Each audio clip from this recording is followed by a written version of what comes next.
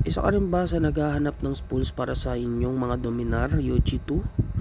Guys, ito ang video na para sa inyo. Yeah. So ito, bumili ako sa Orange app ng pang CB650 guys. Ayan, kukunin lang natin yung parang square. Hindi ko alam kung ano yung tawag na yun. Basta makikita nyo yan. What the fuck? Hindi ko alam tawag dyan. Yan guys, yung square na yan. Pero kung marami kayong pera guys, punta nyo lang kayo sa machine shop para masukat nyo doon ng tama.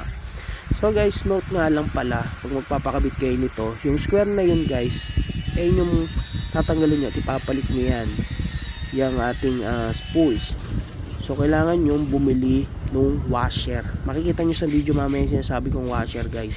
Kailangan nyo nun ng dalawa, lagyan nyo ng tag-isa